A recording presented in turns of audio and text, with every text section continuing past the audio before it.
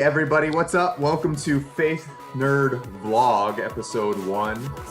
Today I want to talk to you about one of the strangest things that has ever happened to me. Happened last week. Before I tell you what happened, let me show you a quick little video clip, something I recorded in my car about a week and a half ago. Check this out.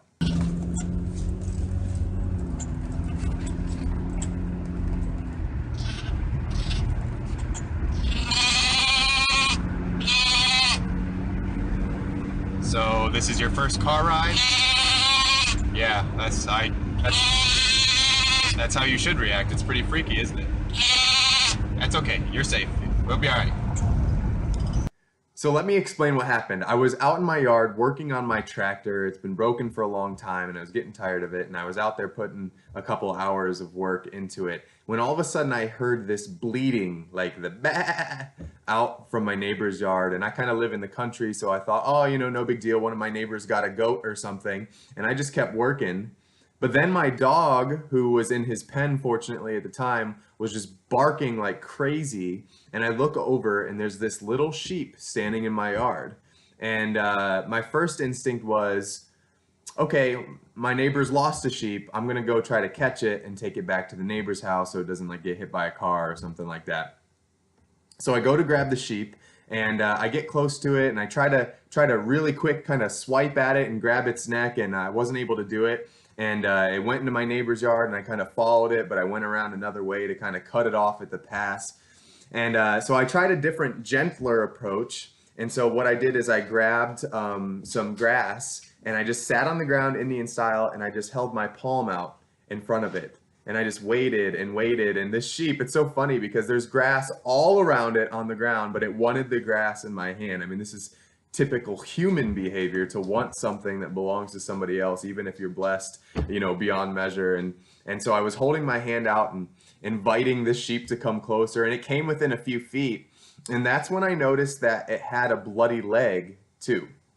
And so I noticed it had some kind of wound. There was blood trickling down its leg. And then I thought to myself, okay, now I really have to catch this thing. Like, I want to make sure that this thing is safe and taken care of. And then finally, I decided to create a lasso out of my dog's leash, like I was a cowboy or something. And so I got the leash and I got really close to lassoing it a couple times, and it started to kind of wander away from me. But fortunately, it wandered right into the barn in my backyard. It thought it was going to be safe in there. And so I closed the door behind us and I lassoed it with my dog's leash. And then I tried to lead it, like I tried to walk it like a dog on a leash, and it's clearly not like trained to do that, because as soon as I started pulling, it started like fighting back and thrashing and pulling itself away. And so I said, okay, well, this isn't gonna work. And so I go to scoop up this sheep, and one thing I forgot to say is that it had rained the night before. And so this sheep is wet. In its fleece is its own poop, and probably poop from other sheep from wherever it came from, and it's bleeding. So I scoop this thing up. I've got water and poop on my chest. I've got blood on my arm from where I'm scooping this thing up, and I pick it up and I walk it over to the fence post and I tie it to the fence post, and then I decide I'm gonna go on a little journey down my street to ask some neighbors if they know who it belongs to. And so I asked a few people, and I live on a no outlet street, and I found out that nobody knows of anybody that has a sheep on my road. So I was just kind of like, you know what, I'm not gonna mess around anymore. This thing's wounded. I need to make sure it gets some vet care. And so since nobody seems to know where it came from, I'm going to call the Humane Society. And so I called the Humane Society. They referred me to a vet hospital, and I was relieved. I had somewhere to take it, but the problem was I had to take it somewhere. And so I loaded up the sheep into the Chrysler Sebring after having given it water and stuff like that, and just really taking care of it. Loaded up in the back, and of course, you saw earlier, it was baaing like crazy and it was freaking out on the car ride. It did eventually calm down. And then when I got it to the vet hospital, I was like so happy. The deed was done. I had taken care of this thing. I'd seen it through to the end. And then I look and I see the thanks that it gave me was it pooped in the back seat of my car. I mean, seriously. And so The reason I tell you the story isn't just because it's an incredible story. It's because as a pastor, I'm always looking for sermon illustrations. I'm always looking for real life examples that highlight the truths of the scripture. And this one just came to me. I didn't really have to look for it. And it was just so interesting to me to note that Jesus refers to himself as the good shepherd. It's interesting because the way that I found that sheep is exactly the way that Jesus finds us. We're lost.